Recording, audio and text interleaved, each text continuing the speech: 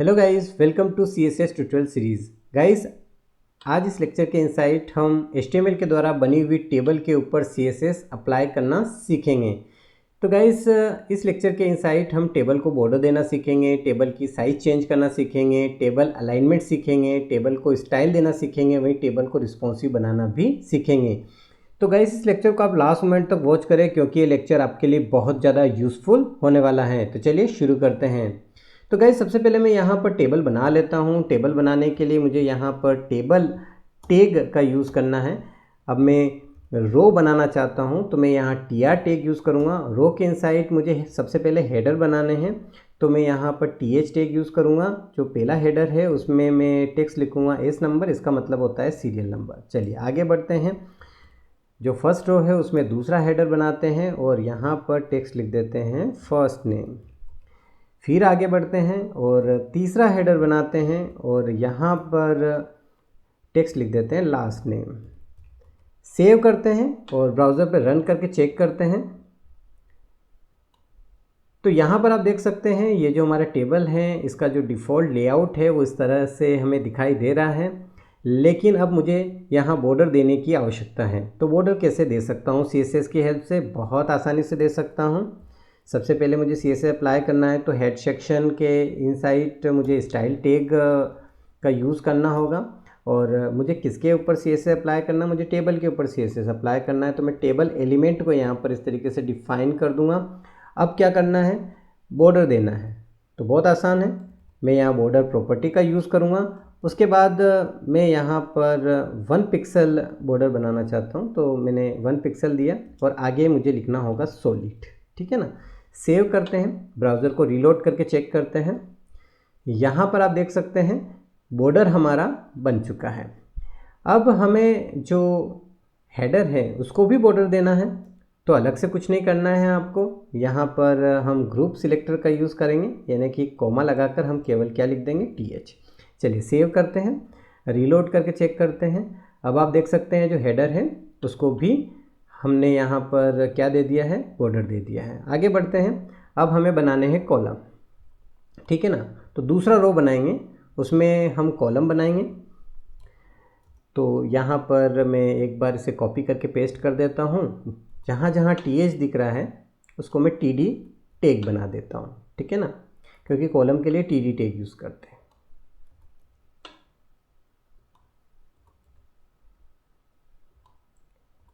और यहाँ पर जितने भी TD हैं उनके इनसाइड जो टेक्स्ट है उनको चेंज कर देता हूँ। यहाँ सीरियल नंबर में 1 लिख देता हूँ, फर्स्ट नेम हटाकर यश लिख देता हूँ और लास्ट नेम हटाकर क्या कर देता हूँ?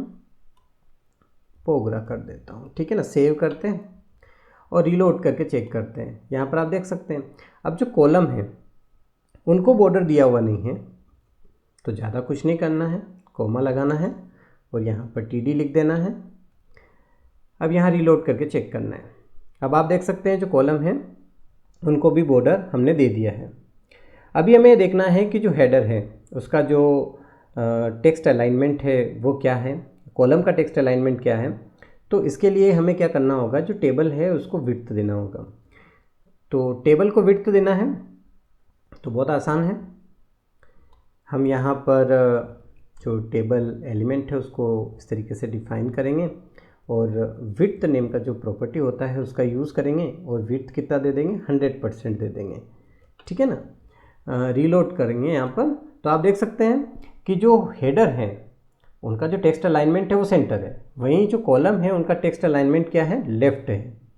और वहीं जो हेडर है वो बोल्ड दिखाई देते हैं और जो कॉलम होते हैं उनके जो टेक्स्ट होते हैं वो नॉर्मल वे में दिखाई देते हैं। ठीक है ना। ये बात हमें पता चल चुकी है। अब आगे बढ़ते हैं और थोड़ा सा स्टाइलिंग करते हैं अब। ठीक है ना। तो स्टाइल कैसे देते हैं? स्टाइल देने के लिए हमें क्या करना होता है कि अब जैसे हमें यहाँ पर जो बॉर्डर है उसको स्टाइल देना है तो ज़्यादा कुछ नहीं करना है, इसके आगे स्पेस देना है आपको और कलर लिख देना है, जो भी कलर आपको देना हो। जैसे आपको रेड कलर देना हो तो आप यहाँ पर रेड लिख दें। तो ये जो बॉर्डर है अब ये रेड कलर में आपको दिखाई देगी। अब आप यहाँ पर देख सकते हैं कि जो बॉर्डर है उसमें जो कोलैप्स है वो दिखाई दे रहे हैं, तो इसको हटाना है आपको। तो बहुत आसान है, सबके ही हटाना है, टेबल के भी हटाना है, TH TD तीनों के हटाना है। तो यहाँ पर एक प्रॉपर्टी यूज़ करेंगे, बॉर्डर कोलैप्स,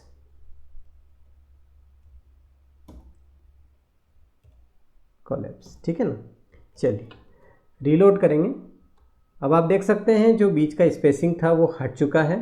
अब इसको थोड़ा और अट्रैक्टिव बनाने की कोशिश करते हैं। इसमें हम हाइट देना चाहते हैं। हम किसको हाइट देना चाहते हैं पहले ये डिसाइड कर लें।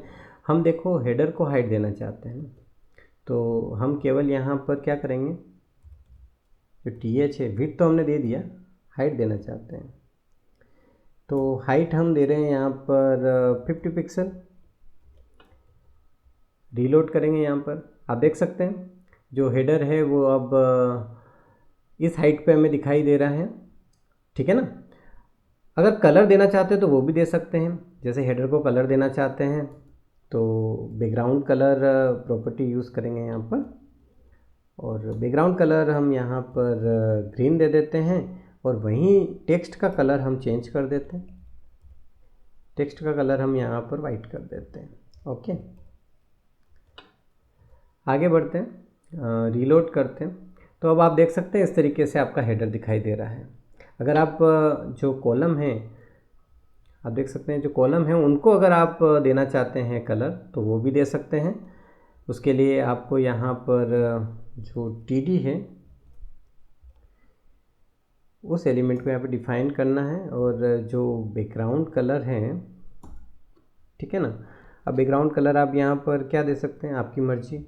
आप यहाँ पर ग्रे दे सकते हैं। रीलोड करते हैं। यहाँ पर आप देख सकते हैं ग्रे कलर हो चुका है। इसका जो टेक्स्ट अलाइनमेंट है वो चेंज करना चाहते हैं तो वो भी कर सकते हैं। यहाँ पर आपको यूज़ करना है टेक्स्ट अलाइन, और इसके बाद यहाँ पर आप सेंटर लिखेंगे तो सेंटर हो जाएगा इस तरीके से। ये रीलोड करते हैं अब, ठीक है ना। अब यहाँ पर मैंने इतना सारा आपको बता दिया है। आगे बढ़ते हैं, और यहाँ पर जो बॉर्डर मैंने आपको बताया है उसमें कुछ चेंज और भी कर सकते हैं। वो चेंज क्या है, यहाँ पर अगर मैं प्रॉपर्टी यूज़ करूँ बॉर्डर बॉटम, ठीक है ना, तो क्या होगा, रीलोड करते हैं तो आप देख सकते हैं केवल बॉटम में ही आपको बॉर्डर दिखाई देगी इस तरीके से। तो आपने देखा होगा बहुत सारी वेबसाइट्स पे जब आप टेबल का यूज़ करते हैं तो वहाँ पर केवल बॉटम में या फिर टॉप में बॉर्डर होती है। तो आप यहाँ पर बॉर्डर बॉटम या बॉर्डर टॉप प्रॉपर्टी का यूज़ कर सकते हैं। आगे बढ़ते हैं, और जो टेबल है उसको रिस्पॉन्सिव बनाना सीखते हैं। तो टेबल को रिस्पॉन्सिव बनाना बहुत आसान है। सबसे पहले आपको इसे क्या करना होगा, एक डिव टैग के अंदर रख देना होगा, ठीक है ना। इस तरीके से यहाँ डिव ओपन किया मैंने, और इसके बाद यहाँ पर जो डिव है उसको मैंने यहाँ पर क्लोज कर दिया इस तरीके से, ठीक है ना। अब इस डिव को हमें एक क्लास दे देना है। यहाँ पर मैं क्लास दे देता हूँ इसको। क्लास का नेम कोई भी दे सकते हैं आप, मैं एक्स दे रहा हूँ, आप जो भी नाम आपको अच्छा लगे वो दे सकते हैं, ठीक है ना। अब हम रिस्पॉन्सिव बनाना चाहते हैं तो क्लास के लिए डॉट लगाते हैं, फिर क्लास का नेम लिखते हैं, फिर इसे डिफाइन करते हैं। रिस्पॉन्सिव बनाने के लिए तो बहुत आसान सा प्रॉपर्टी है। आपको क्या करना है, ओवरफ्लो एक्स प्रॉपर्टी का यूज़ करना है और आगे लिख देना है ऑटो, बस। चलिए अब सेव करते हैं और ब्राउज़र पे रीलोड करके चेक करते हैं। अब आप सोच रहे होंगे कि कैसे पता चलेगा कि ये रिस्पॉन्सिव है, तो आप इसको मोबाइल व्यू में लेके आएँ इस तरीके से। तो जैसे आप मोबाइल व्यू में लेके आएंगे तो आप देख सकते हैं ये टेबल ऑटोमेटिकली यहाँ पर आप देख सकते हैं ये पूरा दिख रहा है। जैसे इसको मैं छोटा कर रहा हूँ तो ये यहाँ पर इसमें चेंजेस हो रहे हैं और ये बिगड़ नहीं रहा है। तो गाइस आज के इस लेक्चर के इनसाइट हमने CSS की हेल्प से HTML के द्वारा बनाई हुई टेबल को स्टाइल करना सीखा। आई होप कि आपको ये लेक्चर बहुत अच्छे समझ में आया होगा। मिलते हैं नेक्स्ट लेक्चर में, तब तक के लिए बाय बाय।